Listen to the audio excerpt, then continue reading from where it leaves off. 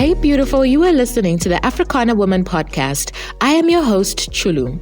Every week, I ask an Africana woman to invite us into her home to give us a snapshot into what happens behind her closed doors.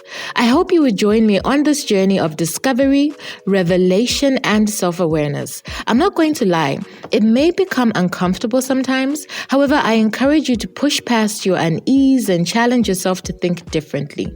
The simple act of expanding yourself to receive the unknown may be transformational for you. I hope you have enjoyed listening to this mini-series on motherhood in its many facets, right? It is a topic that cannot be exhausted in just 5 days. However, my goal is to spark conversations.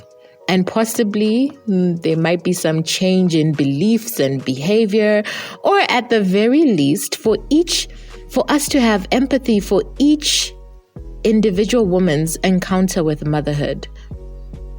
All these conversations have been leading up to the Birth of a Mother panel discussion, which will be held live this weekend, so tomorrow, on Sunday, 30th May.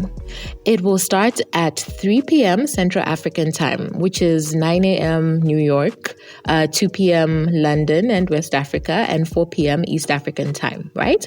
So we have 3 very knowledgeable women who are passionate about serving mothers, who will convene to discuss what it means for a female to transition from being a woman to a mother from a holistic point of view. We are diverting the focus of conversation from the baby and child to take time to discuss, what is happening with the mother, whether it be emotionally, mentally, spiritually, all the different things that are happening within her or to her. And we will also take time to discuss medical care, which is a serious problem for African women and women of color.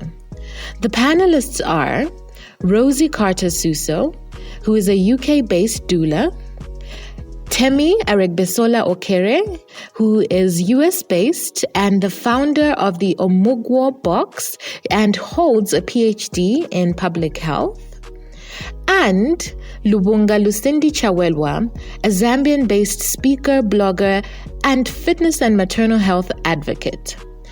Do join us for this exciting conversation. And all you have to do is click the link in the show notes. Please invite any mother-to-be, any mother, any woman. I think this is such an important conversation. Today we include our motherhood series with the topics of stepmotherhood and interracial parenting.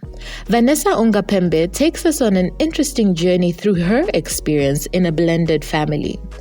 Vanessa is the firstborn in a family of 7.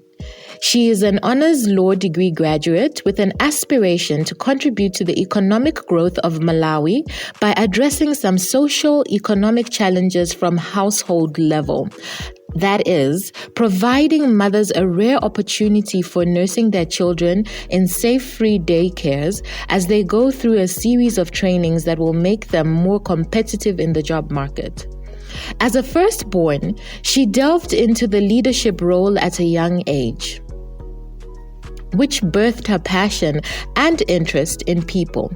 Vanessa's sustained refusal to the status quo earned her a place as a Malawi representative with the My Lead Fellowship Program, where she interacted with the likes of Kwame Nkrumah and the late Maya Angelou. She is also a Yali Fellow and believes that good leadership is, among other things, understanding that change is a tool that aids us in bringing life to the things we perceive dead, rather than that which buries them further in the ground. Please welcome Vanessa Ungapembe to the Africana Woman mic. Here is our conversation. Hi. Hi. Yay! So Vanessa is from Malawi, and she is an interesting lady, guys. She's the firstborn of a family of 7, and she has an honors law degree graduate. There we go. She actually met Maya Angelou and Kwame Nkrumah. I'm like, I need some more details. I need some more details on that. You met Maya Angelou. Woo. And she's also passionate about addressing socio-economic challenges in Malawi. So I was telling the people that you met Maya Angelou. I was like,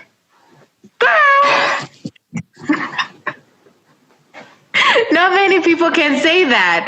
How did that happen? It was one of these UN women conferences. So I'm part of this group called Moremi Initiative Leadership for Women. Mm-hmm. So she came. So she was just like, yeah, I know. Oh, wow. How was that like? Was she was a keynote speaker? Not really, actually. She was just like mingling around, and she had this thing that she was doing. At first, I didn't even like recognize her in a sense because I wasn't expecting. So she looked just like anybody else that was there, like some of the mentors that were there. So I was just like, and then until people were like, oh no, I was like, oh, wow, okay. And then we all went to greet her and stuff like that. But that is one of those. So rare moment. So cool. I know, right? Totally unexpected, but really, really cool.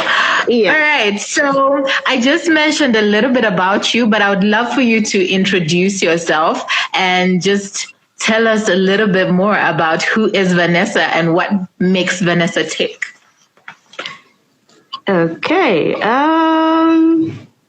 Well, I heard you talking about socioeconomic change. So maybe I'll start from there. Well, I met Chulu in South Africa because we're part of the Young African Leadership Initiative. So I guess that says a lot. And then right now I was just talking about Moremi Initiative Leadership for Women. So I am passionate about seeing people strive, I guess. I know that not all of us are fortunate enough, but I believe that everyone can have an opportunity, to grow in a certain sense.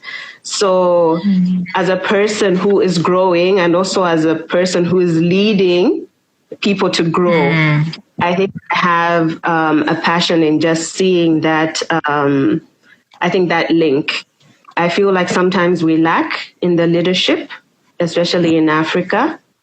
So it's just being able to see people step up.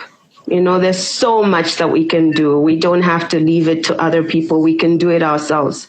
So I think that's my passion for life. Just seeing people strive, seeing ourselves strive, being able to take opportunities that are handed over to you. Yeah, that's a little bit about me. I hope that summarizes. All right. So today's topic, just so that you know, guys, we're talking about blended and multi-race families, okay? African families. I know I think the default when people think, oh, Africa, they're just thinking basically Black people, but in Africa, so many colors. We've got Asian, people of Asian descent that are African, European descent that are African, and there's just a whole mix of people. But I think also to add on top of that dynamic, many of us have gone through, I think a number of us anyway, have had situations where, for example, we've got siblings that are not necessarily from the same parent, might be the same father or same mom, but it's not both parents being the same. And I think that has interesting dynamics in itself that people don't usually talk about. So why don't you introduce us to your family? Okay, so I am a firstborn. We are 7. So I've got 6 siblings. So blended in the sense, so we're the 3 of us from one parent, and then I've got the youngest 2 from different parents, and then the ones in the middle from different parents as well. Yeah, one big happy family though. Yes. Yeah. So that's nice because I think not many people can say that as well. So did you grow up together? Not really, I guess. The three of us, yes, the first three, and then maybe with Adam. So my mom, she's Irish, talking about Malti. She's Irish. So that would mean my brother is like, there's so many terms now, but we would say he's half caste. Yeah. He's half caste, yeah. So the dynamics are a bit, but I guess the four of us, we grew up together. And then, because we're all grown, so now we're all over the world. But we all, like, if you ask any one of us, it's like, okay, we've got 6 siblings. So it's like we're all very much together. Like, I'll speak about a mom.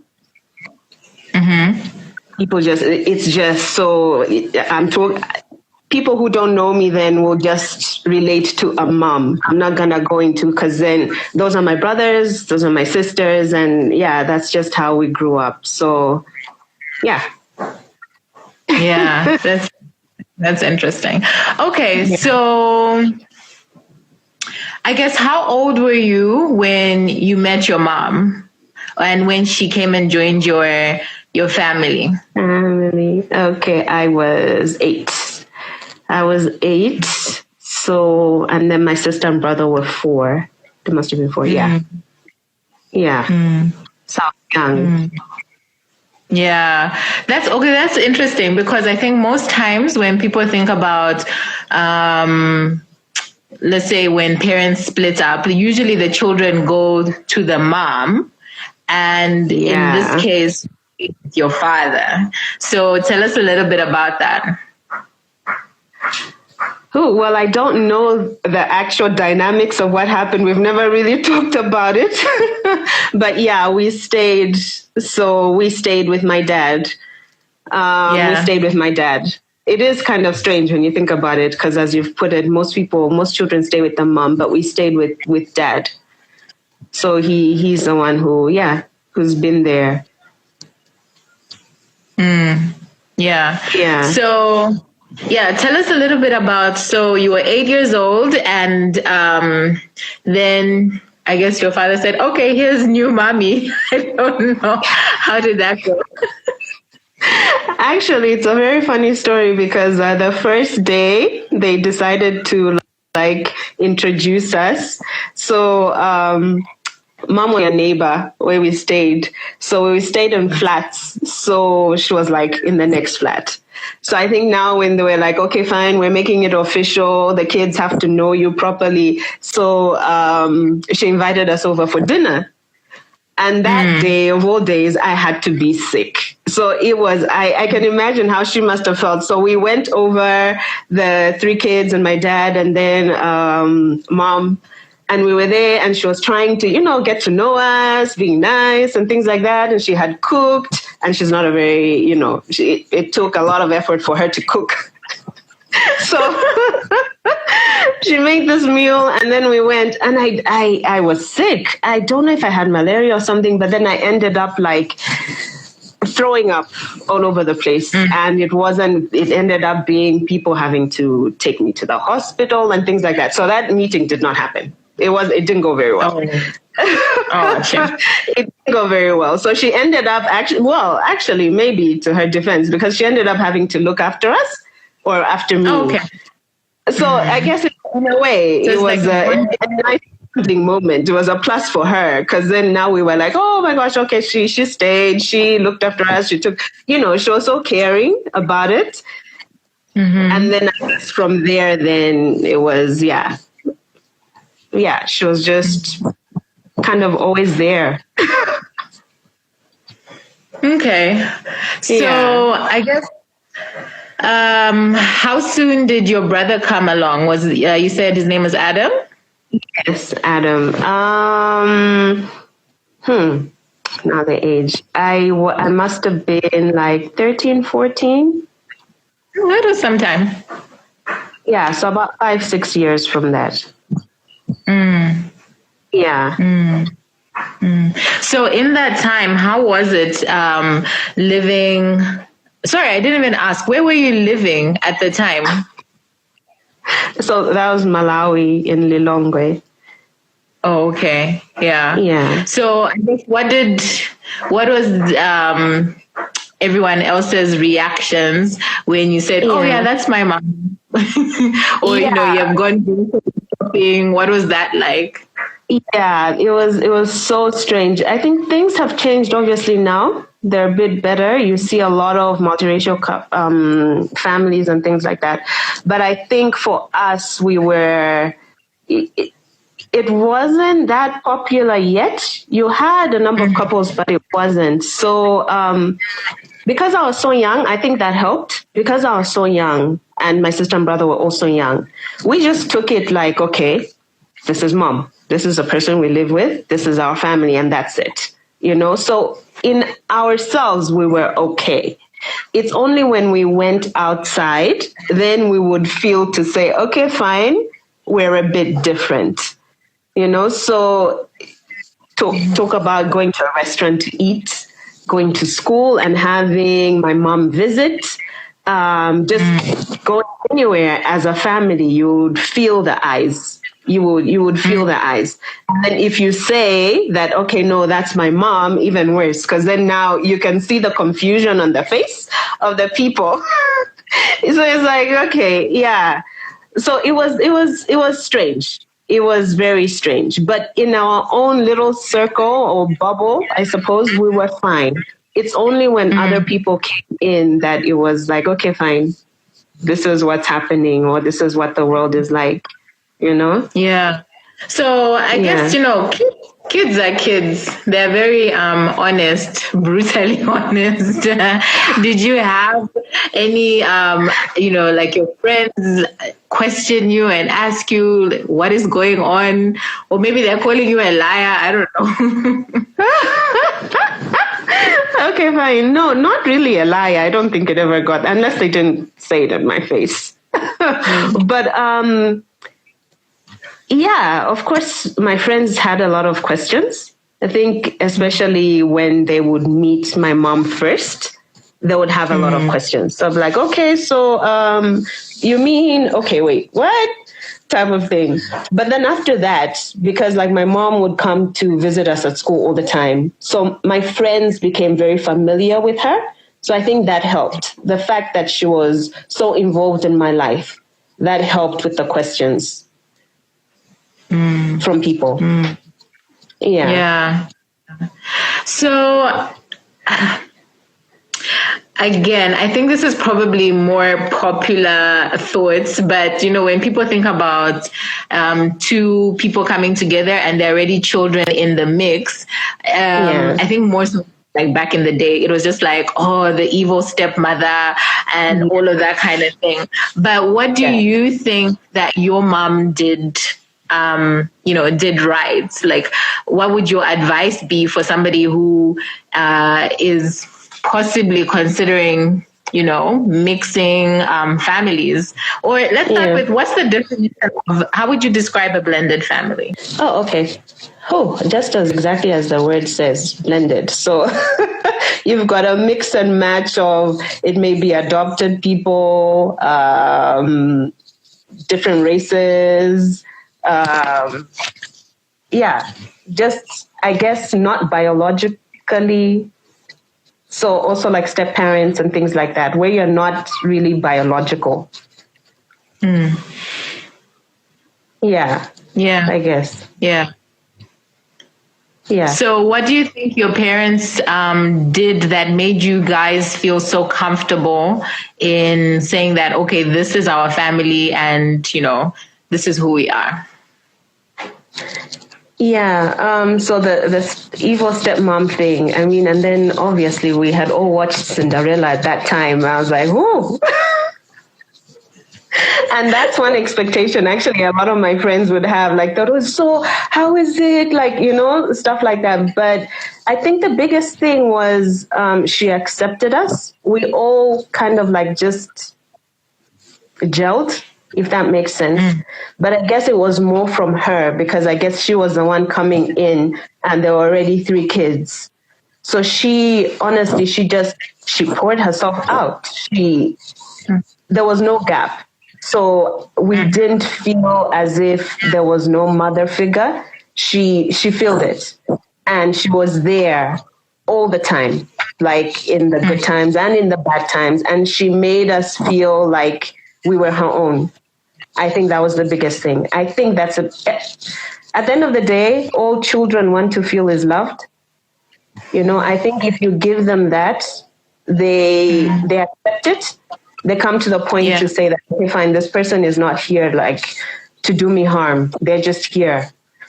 You know, and then also looking at it from their perspective, I guess when I started growing up to say, okay, fine, this is also someone who has come in and it wasn't that easy for her. There were 3 kids who were not hers, you know, and to be able to love us, it's also big on her. So sometimes I guess, depending on the people, but we also kind of had to like gel down to like, okay, fine. This is the person who's here, so let's just make it work the best that we can. I think the best thing is just the love part and just acceptance and just pouring yourself out and being honest about the situation. Yeah. So what was, I guess, I think people in the audience are probably thinking, so where was your biological mother and what was her reaction? Because, you know, I don't know assumptions, but I guess she was on the scene for the 8 years. And then after that, what happened? You know, like we're just being nosy. That's what it is. Yeah, I know. I can see this. Okay. Okay, fine. My mom at that time, she was based in the States. Most of the time. My biological mom was based in the States. So she was kind of in the picture, but not. Yeah, which also, I guess, helped with the blending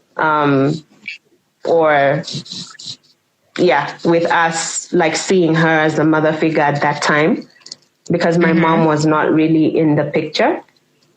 But whenever she would come home, then we would go like visit her and spend time with her. Okay. So we had. It was. Did civil. She make? Okay, yeah. I was gonna ask, like, did she have any? You know, you can kind of like read people's behavior and they're not really saying it, but you're like, okay, there's a bit of tension there, kind of, you know. But what was her reaction like?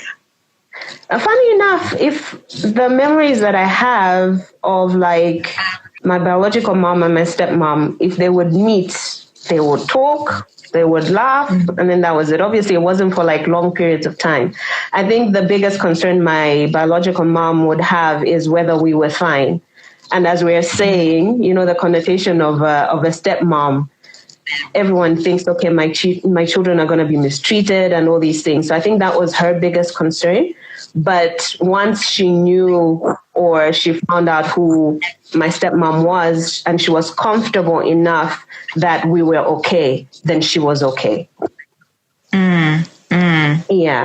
Okay. So just drawing from that experience, I wonder, what would you suggest would be a good way for a stepmother and an outside mother to get to know each other? You know what I mean?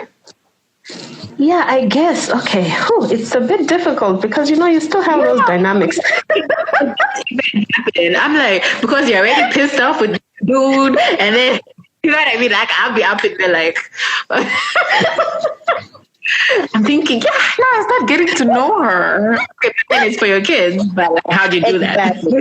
I think it's keeping in mind that it's for the best interest of the kids. I think that's where you start, you know? So obviously you're not overdoing it because you also don't want it to be pretentious and then that shows all the time.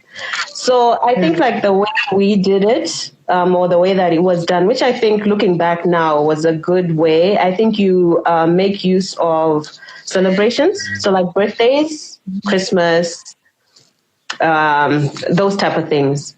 So like at our birthdays, then if we have like parties, then my mom was very free to come and she would come. So that would give us all a chance, like in a social setting, if I can say. It's not just them, but you've got other people around, the kids and stuff. But then at the same time, they're also bonding. We're all bonding as a family. Birthdays would be one. And Christmas as well. You don't have to spend, I think, the whole day together. But I guess like if my mom would come over, if it's coming to just say Merry Christmas, and then she would sit around for a bit and then leave. So I think it's making use of the celebrations. Yeah, that's a good suggestion.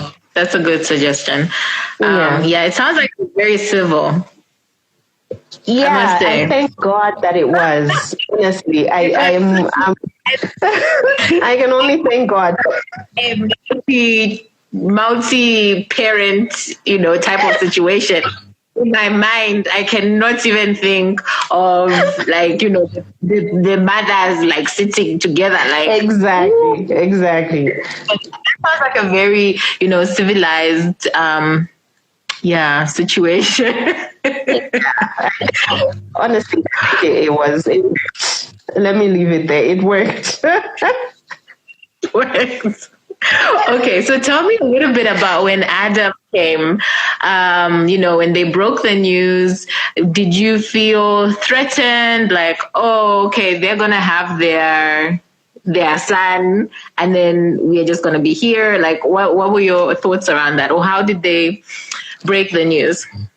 Yeah. So another funny story there, like because they only, like my mom only told me this like a couple of years ago, but apparently my mom and dad thought that I knew that they were expecting.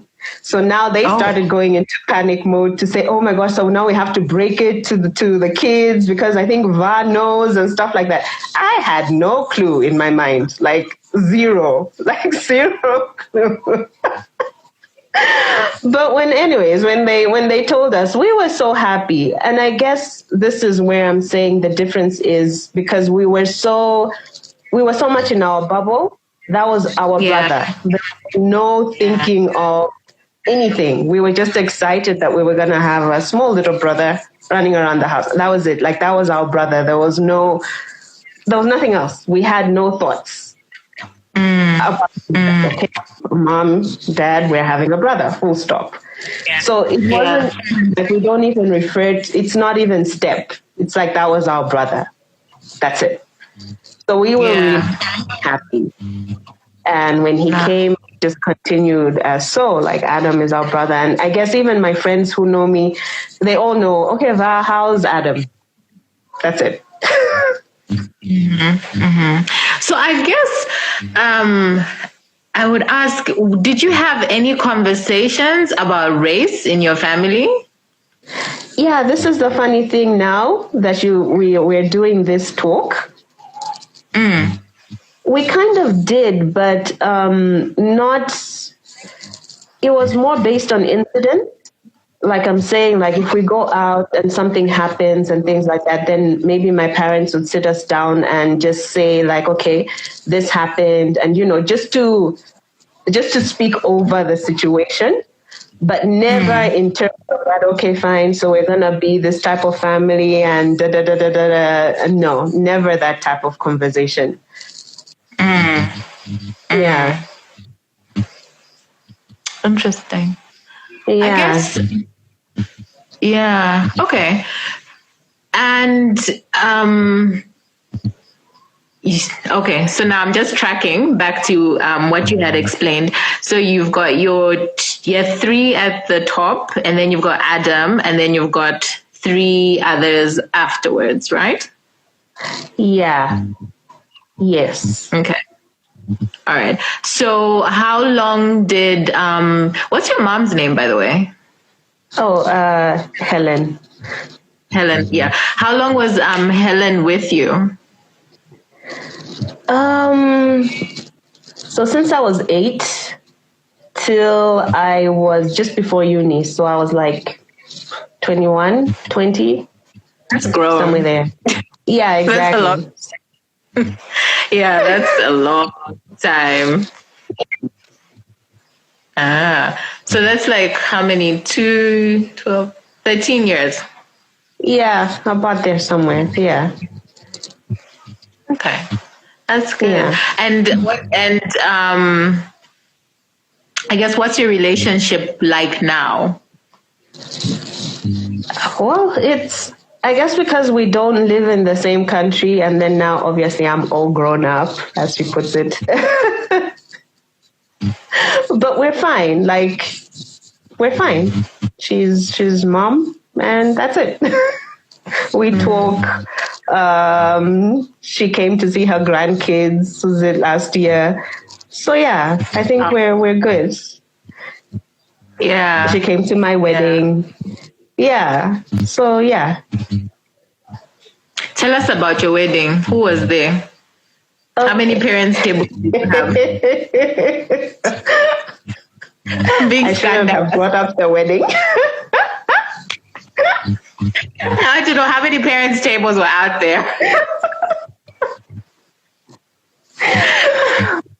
Oh my goodness. Okay, I guess my wedding was the reality check of everything that we're talking about right now. So these are some of the complications. Right? So with the kids, it was okay. I guess, I don't know. So because you have these whole issues of, okay, fine, the dad, it's fine, because then there's, actually no then. So the one parent has to walk you down the aisle, one parent has to do this and do that. The whole dynamics of which parent, because like the mom and the dad, they all have roles in the wedding. Yeah, exactly. Who's going to walk you down the aisle? Exactly. And all that. So, exactly. So that's when the complications, they start, you know? So it's like, okay, fine.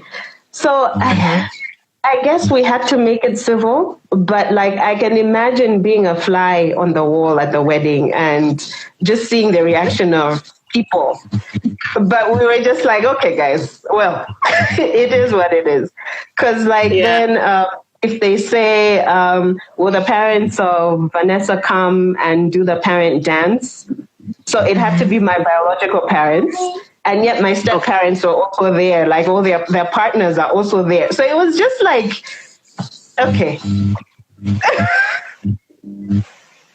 How many step parents do you have? Okay, so I've got 3 step moms. Mm-hmm. No, 2 step moms. 2 step moms, and plus my biological mom, so that's 3. And then I guess 1 step dad. And my biological dad. Yeah. Okay. All right. And then, I mean, are they civil right now? Do they talk?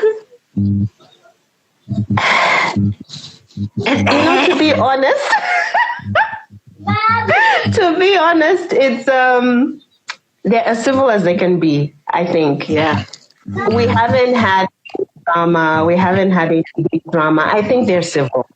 When it comes to it, discuss, then it happens.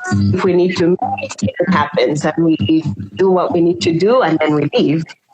But I think we're fine. We're able to talk to everyone. I think it's civil. I think that's the best way to use it. I think it's civil. Yeah. Sis, are you like me? I literally live by my calendar. If it's not on there, it does not exist, nor does it happen. But quick question, are you on your calendar? I don't mean all the activities that you do for and with others. I mean, do you have a day that is all about you? Not babies, not bae, not work, or anything else that keeps you busy. I'm asking you to be your own bae. So one day a month, Africana Woman will host in-person events in Lusaka that give you permission to practice self-love. This is not just another networking event. Restaurants and cocktails. No, darling. Instead, we're partnering with local businesses to give you unique experiences like paint and sip, a ladies' hike, or a body positive dance class. Like, you do not want to miss this. So come on then, join us, sign up today, be your own bae. Find the link in the show notes or go to africanawoman.com. Now back to the conversation. Something that I would definitely compliment your father about is that he, like you said, you are all just siblings. It's not step brother, step this. Like, he made sure that you were together. And I think that is something that's not quite often seen. So what usually happens, the children, like let's say when the parents split up, the children end up going with the mom, and and then he goes on, continues to be a Rolling Stone, has more kids, and then, kind of separate. Because I know from my own story, like I think I'm not sure what you heard me, we're 7 of us on my dad's side. Let me just and 7 of us, and then 5 women of the 7 kids. Okay. So, and he brought up, I would say, 3 of them, of us 7. So meaning that 4 of us were basically in different households, and we only meet as adults. There were maybe a few holidays sprinkled in here and there, but that wasn't consistent, you see? Yeah. So adults, and like you were saying, when someone asks you how many siblings you have, you confidently say 7. Whereas when someone asks me how many siblings do you have, my automatic response is 1, because that's my mom. Yeah, I grew up like, my mom's child. So because then because again, when people know you and you start saying, no, actually 7, I'm like, 7? Yeah. What are you talking about? You have to start now explaining. You don't even remember some things on top of it. Guys. I mean, that was like in the past. But anyway, and I didn't know their name for a very long time. Like I said, we met when we were adults. But I think interesting was the funeral, because my dad passed away. Sorry. 3-4 years ago. So how it is, like laying of the wreaths, and then there's all the biography. But it's like, there was this wife, and there's this like whole conversation about, when it comes to which wife is going to lay the wreath, like, like, you guys need to respect all of the women, and all of them should have a chance if they show up, which not all of them did. But, I was like, you can't be like, all the wives come and... Yeah, exactly. It's just, no, I get it. Put people through. Yeah. But I mean, like I said, I will, I think I definitely admire your father for, one, being very strong in that father role and keeping you, from the start. Like you said, you lived with your father as the primary caregiver, and then he kept you, or your siblings, and you all feel as if it's just one family. And I think that's really good. Yeah, though I guess maybe I should say, I think, like I mentioned before, I think honestly it's easier when you're younger, because kids, you're more accepting to situations. I think when it happens as an adult, so like I think the 3 of us top, or maybe the 4, we struggled, I guess, with the last 2, because they're so young. And that's one thing that I'm like... I also struggled in having to accept that we may not have the relationship that I would have hoped for as siblings with them, because they're so young. And then I mean, I'm married, I'm not home. My sister and brother have their own lives. Everyone is at that stage where we're kind of moving away from home. So it doesn't give us the opportunity to get to know them. You know, like through a phone call is not the same. And we don't talk all the time. So I actually really struggled with that because at first we were so close with everyone else. And then the last two, it's just so different. So how old are they? It's just so different. Who now? I think Tico just turned, how old did he turn? 14? Oh, wow. 13, 14. And then Bella must be like 10, I think. Somewhere there. 8, 10. Yeah. Yeah. Yeah. That's a huge difference. Yeah, exactly. So I could be their mom, literally. Basically. Yeah, oh, wow. Exactly.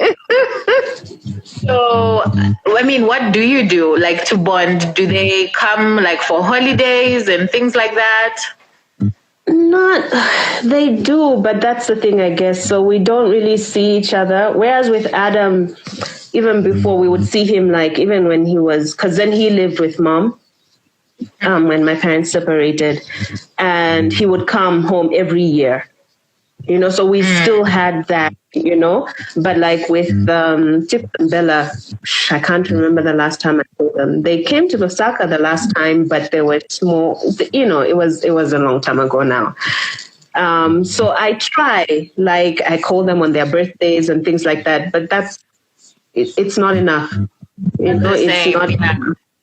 Yeah, and I mean, like you're saying, also you live in different countries. It's not like, oh, let me just down the road or drive to another town and go and see them, you know? It's completely different countries. Yeah. But what would you say? I mean, have you had a conversation with them? What do you think they feel about, like, your family dynamic? Because you said that top 4, you guys are quite tight, but then, you know, you've got these rather young ones. Do you know how they feel? Honestly, we have not had that conversation. Like, I know, like, their mom, let me put it that way. At one point, I think Bella called a couple of years ago and she was like, no, Bella was asking, like, why does Vanessa live in Zambia? Like, why is she not living with us? Like, why is she living away from home? So, you know, kids will always have questions. So now the dynamics now have to come out because now I have to start explaining that. But then at least for me, it was, no, you know, Vanessa has her own family. She's got her own kids. She's married. So she's living away from home. But obviously in her mind, it makes sense that, okay, I've got sisters and brothers who are not with me. It just doesn't make sense. Why do they not live home with me? Why do we have different homes? So in her, she was starting to have the questions, which I'm guessing now I guess maybe a bit older, they understand the dynamics or they know that, okay, dad lives, you know. So as you get older, you understand better, but it doesn't make it easy, I guess. So how do you explain it to your children? I mean, your children are quite young, though. Yeah, because it's so interesting. This grandma who just showed up, like grandma's like a total color, like you know, like what are you explaining to them? It's so interesting because now I'm like, I can't wait now we have to wait for the day they ask, like, how come we've got 4 or 5 Gokos? All of them are right now we're just there. We've got Gogo Allen, we've got Gogo this, we've got Gogo that, we've got Amma. They've all got different names. All of them are their grandparents. That's what we know. When they start digging deeper, we will figure out what to say. But they know all of them as their grandpas and grandmas and aunties and uncles. The details, the details they're not necessary for now. At this stage, right? Not now. Well, that's interesting. They haven't yet asked. So, yeah, brace yourself, prepare. Okay, what do you think you would say, though? What do you think you would say? Well, I supposing they're old enough at that point. So, okay. So, yeah, you know what, Chulu? I don't know. I know. Just thinking in my head right now, I'm like, at which point do you start? Do you start with my dad? Do you start, no, myself and my husband would have to sit down on that one and like say, like, okay, this is what we're going to say, and this is how we're going to say it. Mm-hmm. Mm-hmm. Yeah, but you know what I think is nice though? I think like a family tree, just like having, like making something, and then where the connections are and making it more visual. I think it'd be easier for the kids to like, even if you just make one right now, and then later when they're asking, then they'll be like, oh, okay, that's the connection. Actually, that's a good idea. It's so difficult to try and start piecing together. Okay, this one is this one. You know what I mean? That's true. Yeah, that's true. And I'm a learner, so if you put a picture in front of me, I'll understand. But yeah, I think a family tree is nice. Yeah. Yeah, actually, that's a good idea. Yeah, I think that would be nice, actually. Mm. Yeah, that's one way. Yeah. Yeah, I think so. So, I guess what would be your final thoughts around blended families? I mean, they come in all sorts and forms. Yeah. Let me ask this question. What has been because we haven't really talked about it. We've talked about your moms, but we haven't really talked about your relationship with your father. What was that like? And then I guess also when you're going through different stages in life, a teenager, like what were your thoughts around, I guess your father's decisions and I guess how you reconcile them? Yeah. Okay, my relationship with my dad is great. I guess it helped because, as you were saying, we grew up with him, so that was okay. So we were really close with him, and then me being older as well. So, like, I think even now, I would ask him very difficult questions. Like, I would ask, but he was open enough to answer.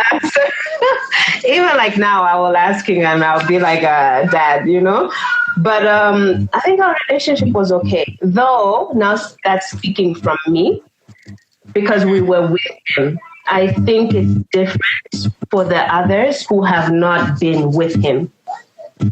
It made it easier because we grew up with him. But like when Adam was not home anymore and Tikwa and Bella, I think it's a bit more difficult because now the same way I'm saying to say it's a bit difficult to connect with them. I can imagine him as well as a dad. It's a bit difficult. But on my end, I think it was okay. It was fine. Of course, we had the tough issues and things like that, but I think our relationship, it came out. It was okay. And then, of course, I would question some of the things because, growing up and then, okay, I've got a mom, I've got a stepmom and things like that. But the biggest thing for me, I think, as I'm saying, is that, we were blessed with Helen.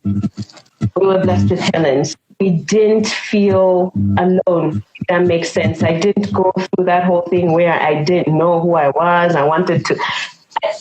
She was there, and that made it easier. And that helped the relationship with Dad as well. So I did go through my teenage years, but I went through them with both parents. Like I had a mom and a dad to support me through that. That makes sense. Your siblings were younger because you went from 8 to 21, but then your younger sibling was probably around in the teenage years when Helen was leaving. What was that separation like? Yeah. your siblings? Yeah. So for them, I think I guess I can't speak for them, but I think it was a bit more difficult. It was a bit more difficult because for them it was, I guess it was all they knew. That was the family we had. And then to have it broken, and you're also going through all these emotional issues as finding yourself as a teenager. I think it was tough. I think it was tough for them. Yeah, it was tough for them. Okay. So thank you very much for taking time to talk to us about blended families, multi-race families. It's been very interesting. What I would love for you to just share is, do you have any final thoughts on, especially people that are considering, or, they found themselves in these situations? I know a lot of people who, for example, they're getting married, and either they, as the woman, or their fiance has a child from another person. And you find these situations where, like, until the day of the wedding, the family doesn't even know about this extra child. Oh my God. Okay. But what would your advice be for such families that are coming together? Because this is really about bringing two families together and hopefully being one. Not treating people as if they're ghosts. Yes, I don't know. that's true. For me, I think the biggest thing is being honest with yourself. I think a lot of us also don't think about what we're doing or what we're getting ourselves into. So if there's children involved, children are such a big deal, and most of the times we leave them out and they're the ones who get affected. But if they're not going to be okay, trust me, it actually affects the relationship at the top. It does. So the first thing would be to make sure actually that the kids are okay, so that your relationship will be a bit better. That's what I think. So being honest enough about the situation, taking time, I think, to discuss in terms of that you're going to be parents to these kids. What is it that you're going to do together? Because now you also have those complications of, this is my child, so I will say what I want to them. And then the other parent is left feeling like they have no say. You know what I mean? Yeah. So that disrupts the whole. Exactly. So I think it's having that honest discussion beforehand to say, these are going to be our kids.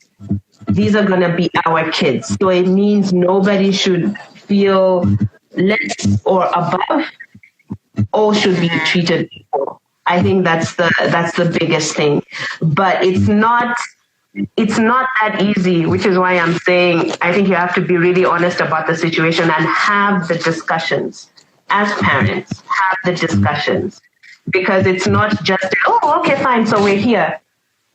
And then we'll just see. No, it's you have to kind of plan around it, which is what I think the parents did. They took time. So they were together. And because they were together and they treated us in that way, then the family unit was strong. And then when the family unit was strong, we were all, it was okay. So it doesn't have to be a bad situation. It doesn't have to be a situation of an evil stepmom or stepdad. It honestly doesn't have to be. It doesn't have to be. And you know what? It just occurred to me because, like in the African setting, most people will go for marriage counseling of some form, whether it's at the church and so on and so forth. But I wonder if people actually don't feel shame and are able to present that as the situation that they are coming into in the counseling. That would be a great space for you to have those conversations and say, listen, this person has this child from their previous relationship, but now we're deciding to get married. Can we get some counseling? around that. And I think a lot of people feel shame that, okay, there's this child out there, and they don't actually bring it into those settings. And I think that would be a wasted opportunity. Yeah. So I think, like I'm saying, being honest about the situation.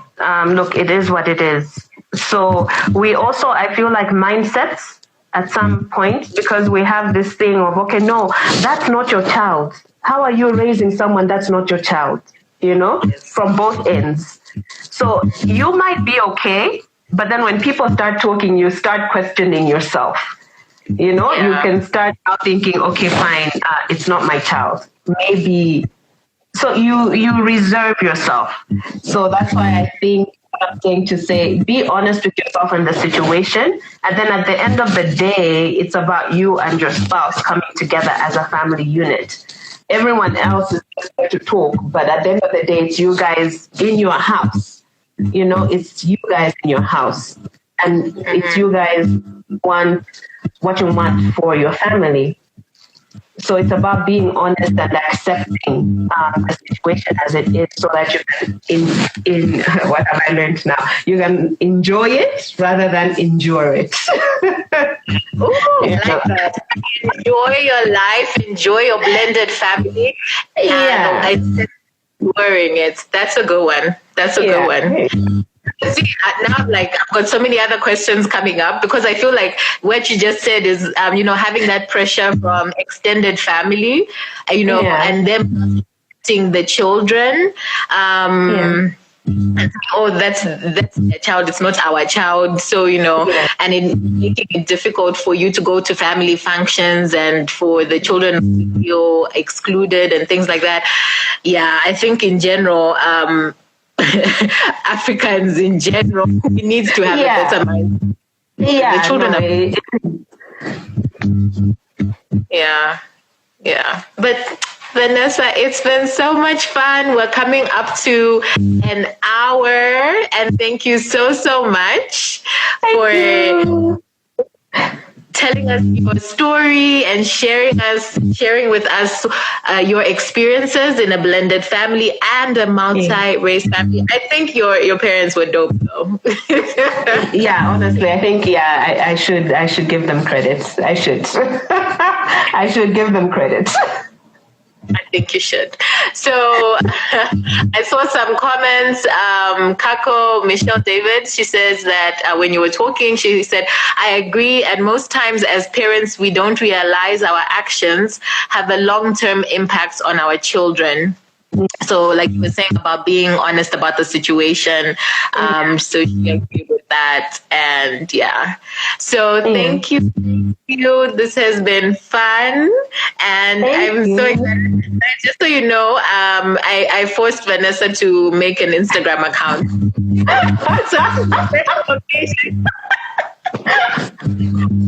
Could be here. But she was amazing, and I can't thank you so much. Thank you. Thank you so much. Thank you. As the product of a Rolling Stone, I know firsthand the stories of blended families. It could have been dad had multiple wives, dad had extramarital affairs, and, you've got some siblings out there, they're there, but, you haven't actually met them. Or dad had multiple children with multiple women, and, they all live in one home, and there is a stepmom. Blended families are so often not born from joy like Vanessa's family, but are forced upon the parties involved by necessity. As a woman that is a stepmother, to be honest, I cannot imagine the stress that you are going through. From possibly dealing with the betrayal of your partner and always having a physical reminder of their trespasses walking around, It's like a physical manifestation of their trespasses, to worrying about being judged about the way you treat your non-biological children, to navigating relationships with grown children who have established emotions, beliefs, habits, and behaviors, and It's not easy, friend. It's not easy. I think if you are a stepmother, my advice to you would be to ask yourself 3 questions. Number 1, in your home, is everyone equal, or are there first and second class citizens? Maybe even third class guy. Number 2, what are your family goals? And I think this is a conversation that you should be having with your partner. Number 3, will you make a child pay for the sins of an adult?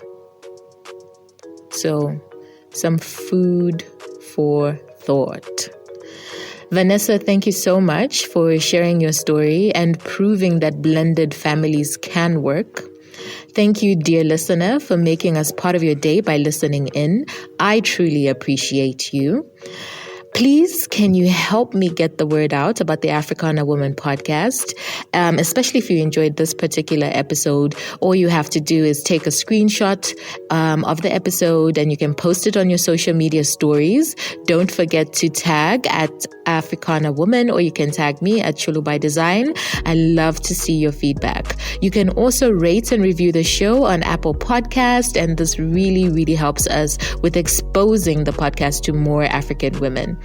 Now, my playground is Instagram. If you want to chat with me personally, do drop me a line. And until next week, do remember, know your roots, grow your purpose. This has been a production of Ulendo Creative Media. You can find out more about their services on www.ulendocreative.com.